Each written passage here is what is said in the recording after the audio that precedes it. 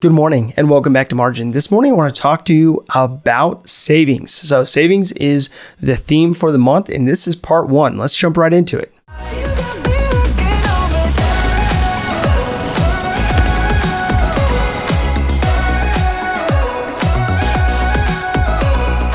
So this month's theme is on savings. Savings is so important in building a strategic plan for your finances, building margin into your personal finances. And today I want to inspire you. My goal is to inspire you to put away a little bit more money into savings in times such as these. So we'll be going through some statistics. We'll be going through some goals around savings and why it's important to save and how you can go about doing so. So in this day and age, it's easy to spend. It's so easy to spend through so many different avenues, so many different platforms, but it is a lot more difficult to save.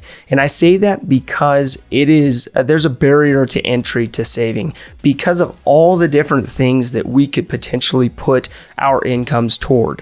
And in this world with the impact of instant gratification and immediately being able to enjoy those products or those services that we can get our hands on, it can be challenging to go against the grain and to be actually putting away money for saving for a rainy day fund or for retirement. So that's why it's important to actually have this topic, have this conversation on saving money for the future. So in this day and age, it's so easy to get a loan for just about anything.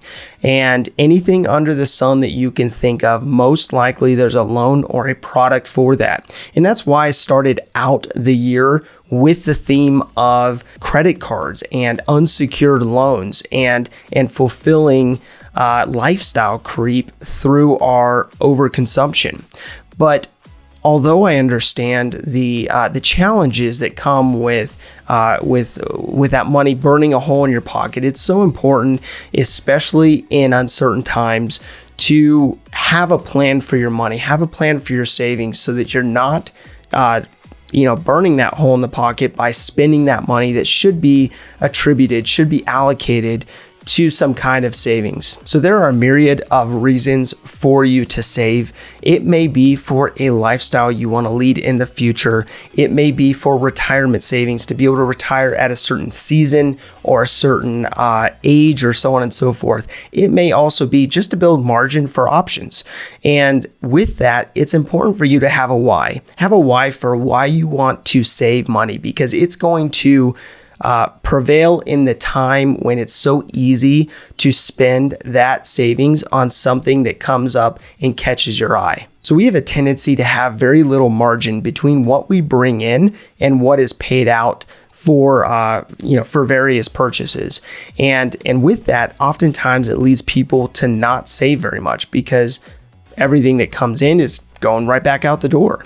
And so what you want to do is, even though there is a tendency to want to spend everything that's coming in, it's important for you to set aside a certain percentage that you are going to commit to in saving for the future, for whatever that why is. So in the most recent report by the Federal Reserve of St. Louis, it outlined that our savings rate had an average of 13.7% in December. Now that's the most recent report, but basically that is 20% off of the peak that we saw in April of 2020. So the peak was at 33.7%.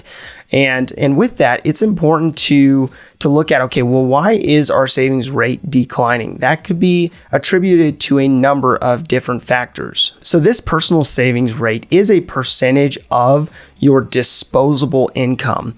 So this amount doesn't necessarily mean that people are actually putting that amount directly into a savings account. Now, it could go into the markets, it could go into a savings account, or it could go into even a purchase of a primary residence. So that savings savings rate could be just directly reinvested. That doesn't mean that people are actually sitting on those cash reserves, as they could be attributed to other purposes. Now, that prior spike in April of 2020, leading into the heightened levels of savings that we're seeing in the most recent report that was released, begs the question of, okay, well, if we are saving so much more than we typically have historically, what is that attributed to? Is it the rent moratoriums? Is it the deferrals with the student loans? Is it the mortgage forbearance, or maybe the stimulus? What could this be attributed to? And I think for many Americans, it's attributed to multiple aspects. It may be spending less in the stores, in the retail stores that we would frequent otherwise. It may be the fact that we're cooking at home more, or commuting less, or maybe even traveling less. It could be attributed to so many different factors.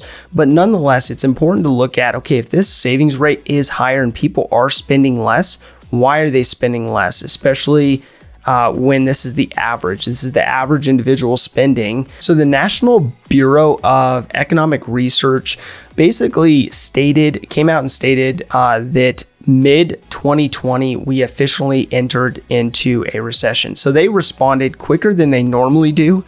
Usually it takes about 9 months for the research firms to basically state that officially the United States is in a recession. So with that was a response to the fact that GDP was plummeting, that unemployment was skyrocketing, and general activity in the economy was slowing. And so with that, oftentimes that word, that recession word, or even the sense that a recession's coming, will cause people to respond very emotionally. And so oftentimes they'll hunker down, they'll save more, they won't spend. And when they don't spend, it ends up causing a ripple effect in the economy, because that spending is someone else's income. So in the economy, we can see these various sectors who have fared well, who have done really well during the last year and everything that has transpired. We've also seen those sectors that have been hit heavily. And with that, you can see some aspects where spending has dried up, and therefore, as people are not spending more, they're saving in that area, but they may be spending more in other areas. And that's why it's so hard to accurately pinpoint when we officially go into a recession. So some of these sectors that we have seen pent-up demand for during this time have been aspects like housing. Housing starts when it comes to remodels and home improvement, as well as furnishings and appliances, in addition to vehicles, surprisingly enough. But we've seen in this time, certain industries do really well, or at least recover very well. Meanwhile, others, maybe like the restaurant industry and any indoor gaming places like casinos and places like that have to basically shutter their doors, or at least close down for an extended period of time. And if this information is helpful to you, please do like, subscribe, and hit the notification bell so you're reminded to come back on a daily basis. Thank you for your time. Enjoy your day, and we'll see you back here tomorrow.